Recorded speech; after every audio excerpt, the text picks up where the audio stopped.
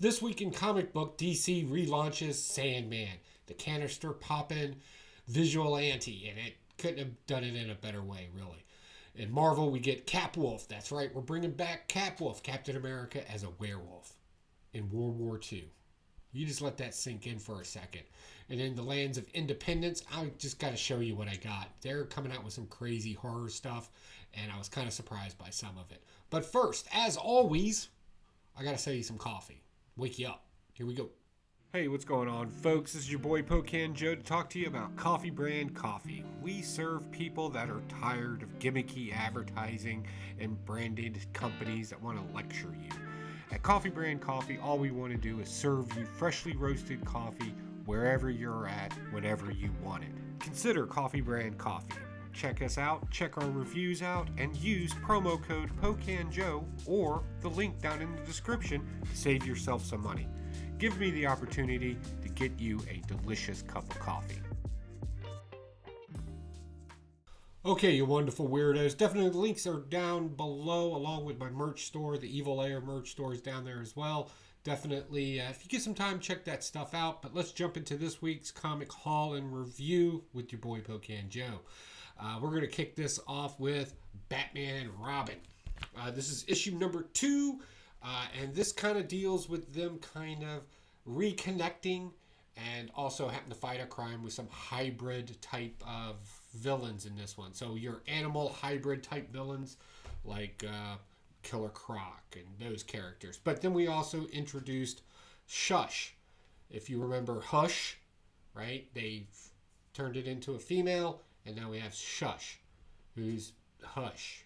It's the same character. It's just different. It's a her, right? Not that that's overly important. It's a character that's outthinking Batman and constantly one step ahead. So be it. Let's rock through this and get through it and see what is the purpose of turning people into hybrid animals. Honestly, that's not really the biggest thing about this comic book. Again, like I said, it's more about the interaction of two people who are trying to figure each other out and live together in their most awkward way possible. Probably the funniest part in here is Damian Wayne, Batman's son, has to go to high school. And, of course, that's shenanigans, right? There's a bully scene and all that. For the most part, it's an okay read. It's just something to kind of fill in the time while you're reading other comic books when you need a break from it. It's not super sophisticated. Moving on, something I'm truly excited about. I can't tell you how excited I am. Sandman, number 1, has been re-released, and we're going back to the 1940s. This is the foil variant that I picked up. I'm super happy to get the foil variant for this. They've been killing these foil variants lately. They're not like the old 90s foils. It's much nicer foil. I know it's still a gimmick, but, if you like something, buy it, right? This is basically just a general introduction to him because he's kind of been out of scope for a while. I think his last relaunch, there was a brief appearance in maybe the 90s, early 2000s, something like that. Regardless, if you don't know, he's a Batman-type character. He's a vigilante who fights crime in Manhattan and goes against the mob and all that kind of stuff. And he's got these canisters where if he shoots it, it puts people to sleep. But what he's also trying to do is make a more humane type of war where they can use this stuff in World War II going into those battles. And of course, it gets rejected because military complex is not worried about putting enemies to sleep. It's just easier to kill a person sometimes. And that's just the way that worked in the comic book. But for the most part, this is exciting because we're trailing off of his father's legacy, who made chemical weapons. Like legit, mustard gas. I'm sure you heard of mustard gas from World War II. Like he made that kind of stuff. And so did the Germans, right? They kind of went back and forth on this. And somebody's stolen his dad's recipe book. I could not think of a better way to say that than recipe book, honestly. It's scary. Anyway, somebody has stolen and burnt the house to the ground as well. So who did it? This is a straight up who's done it detective type story. If you're a fan of the Golden Age Sandman, I would recommend this to you. If you were more into like superhero type stories, this probably won't be your jam, but it's still something to check out. Next, moving into Marvel. It's all the DC I picked up. We got Spider-Man, Amazing Spider-Man, number 35. we're going to jump into this. And this kind of takes a weird turn. So we got... All right, so follow me along for a second, because I've been in and out of this story. Kraven and Doc Ock made a spear. And the spear is to be stabbed into Spider-Man to extract the sins from Norman Osborn when he was the Green Goblin. Because all those sins are in him, right? The things that made him evil, right? The essence of evil, I guess, is what they're really going with here. But you really kind of miss that. And a lot of people are not wanting to fight Peter Parker in this because, it's Peter Parker. He's a good guy, right? Spider-Man's a good guy. But that doesn't work out, and he ends up getting stabbed by Kraven. We get some long conjecture from Kraven about how he's not his father when literally he's a clone of his father. I don't know. I'll just be honest. Spider-Man's been missing for a while for me. I just really can't get behind this. Mary Jane with her new computer bracelet shield thingies is weird to me. And this random guy named Paul, who I remember his first appearance, and I've read a little bit of those issues when they came out, and I just was not interested in it. And this is just really hard to get behind. In the end, they sucked the sin out of him. And Kraven went and buried it instead of destroying it. Oh, and a little bit of the sin, I guess, is still in Norman Osborn, as we kind of got a hint that there's still the evil in him. No. Cool cover, though, right? Halloween. I'll go with that. That's about the highlight for this. I wish I didn't have to spend $4 for a cover, but here you go. Moving on with Marvel. We get Catwolf and the Howling Commandos #1 just in time for Halloween. Of course, I had to go with this cover, and if you read this story, this probably summarizes the story better than I ever could.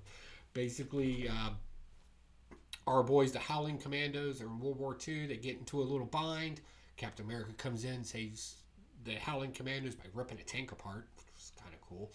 So there's still that savagery in there. Makes sense with a werewolf, right? Anyway, Fury gets hurt.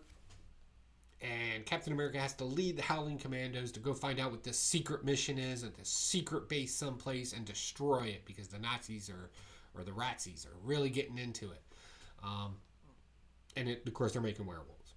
That's what they're making. Of course, one of them bites Captain America, and of course, he turns into a werewolf. And now the Howling Commandos and Catwolf have got to figure out, can they still complete the mission, or is Captain America going to be bad? I don't know, and I don't care. It's beautiful artwork in it, very detailed, stylized. The story kind of plays off of the why is Captain America in charge of us? We can run our own missions, kind of gets brought up in there. And it was really smart, really cool.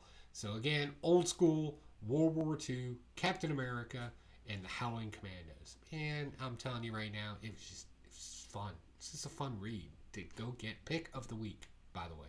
I should have said that in the beginning. We'll do the fireworks now. Yeah, pick of the week. Moving on. Okay. Superior Spider-Man returns. #1. So it took me a second to find out. First off, cool cover. I could not figure out what this was about, and then I had to go do a little research, and apparently there was a time where Doc Ock, Dr. Octopus, mind was in Peter Parker, and this is kind of telling that story. Superior Spider-Man line, by the way. So this is him basically acting like a good guy in front of everybody, but secretly building an evil empire behind him so he can kind of create a star of endless energy, giving him full power, right? He's creating a star, right? So you can harness that energy. It's, don't overthink it. It's just a comic book, so let's just push right through that. All right. Funny things in this, of course, he picks up an intern. Intern starts working with him. Of course, he steals her idea, to make the thing work because it was just failure after failure. The great thing about this is that even though he was a villain, he still couldn't help but create an evil organization behind him of henchmen and all this other stuff that helped produce his product and move forward. We also get the first appearance of Supernova in this. This was the assistant that eventually changed over. So it kind of worked off as current, and then the thing was a flashback, and then into current now, where Supernova's coming out, knows that this particular Spider-Man screwed her over, but now all she sees is Doc Octopus, and of course, Spider-Man's out there, so why not convince her to just go kill Spider-Man? Doc Ock won't have to do it. This was kind of good. I actually enjoyed this. It was fun. It was whimsical. The artwork in it reminds me of something from Strange Academy. If you read the Strange Academy run, the artwork's very similar to that. Very bright, very colorful, kind of cartoony, but great action scenes in it. Set some of the woo-woo aside about stars creating energy in this particular way. Fine, so be it. But all in all, I really enjoyed it, and I would recommend it to somebody. All right, going into Independence. It's Halloween time, and you can't beat an old school Creepshow comic book. This is Creepshow number 2, and this is exactly what you expect from it. It's 2 stories in it about, getting what you asked for or getting what you think you want. There's one where the kid's consistently watching TV because dad just doesn't have enough time to interact with the child in any way, and of course this turns out to a horror-filled nightmare. That's my email. I'm rolling. And the other one is about a young lady who can listen to ghosts, and the ghosts just kind of keep talking to her, and eventually she can't take it. She just wants to sleep, so she cuts her ears off, not realizing that her snores literally wake up Satan, and of course Satan eats her, which kills her, and she turns into a ghost, and all the ghosts are there talking to her in the afterlife forever. It's creepy. Like, it sounds whimsically fun. It wasn't. It's terrifying. Terrifying. Indies have stepped up their horror comic books. It's pretty cool. Next, a little surprise from Man Cave Comics. I don't know if this got out to all the comic book stores out there or not. If your store doesn't get Man Cave Comics, look, go check this out. This is number 2 pick of the week. This is a rarity on the Comic Book Haul and Review. This is super creepy and super scary. The Devil That Wears My Face, number 1. So basically what you got here is you're dealing in the 1700s. This is about the Inquisition time frame that you're kind of looking at through the Catholic Church and all that. And they have an exorcist, and he's a young man. And he gets called to Spain to do an exorcism of a wealthy family, mostly because the church wants the wealthy family to kind of back the church financially, because he's like a silver miner. And what ends up happening is, instead of exorcising the demon, he actually just ends up swapping places with the demon. So now the priest is inside the son who was presumed to be possessed, and the demon, or Lucifer, or they didn't say Lucifer, they said Legend. I know there's some people will say that's the same thing. I don't know. But Legion is now in the priest, and he's just kind of having a good old time over at the Vatican, just kind of messing with everybody. There's some good horror scenes in this. If you love a good horror comic book and you love independent, I would probably pick this up for you. Again, fireworks, right? Definitely great stuff. Next, something that kind of surprised me, and I hope we get more of it at my comic book shop. This is Destiny Gate. So this is kind of weird. It's kind of like a Twilight Zone type of thing. So we're dealing with, I'm going to take a guess and just say 40s to 50s. Guy gets on the train to go home, but he's kind of discombobulated a little bit, but he's kind of, in a suit tie. You can tell he's got like a job in the city, like Mad Men or something like that. Gets on the train, and everything just kind of goes to hell. Probably literally as the train goes towards his Destiny's Gate, if you will. I think is the best way to put it without spoiling it too much.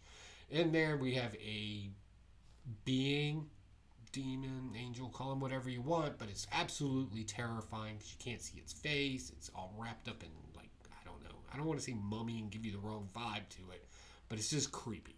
That's the best way to put it. And in this, it kind of seems to be focused on the choices that you've made that are explainable to the position that you're in, right? So apparently this person's not that good of a person, and they're going to have to walk through their gates of hell, if you will, to hopefully get out, because he's convinced that he can't. Creepy stuff. Great artwork in it. Really catches your eye. Again, just great art this week overall. And it was just a fun read, right?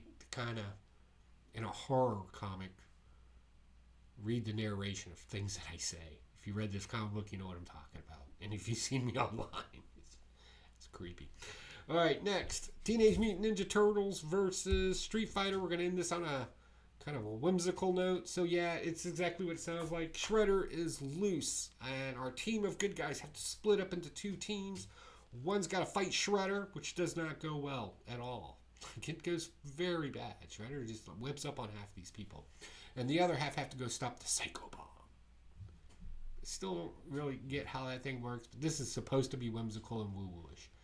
So they're going to go fight the bomb, find out that you can't stop the bomb because the inventor of the bomb, Baxter Stockman, kind of fixed it to where if you destroy the controls, it's going to get released. And then Bison changed the coordinates of where the missile's going to go off to Manhattan. So now Baxter is like, wait a second, we said a desert because we just wanted to make an example out of everybody. So is he going to flip and become a good guy?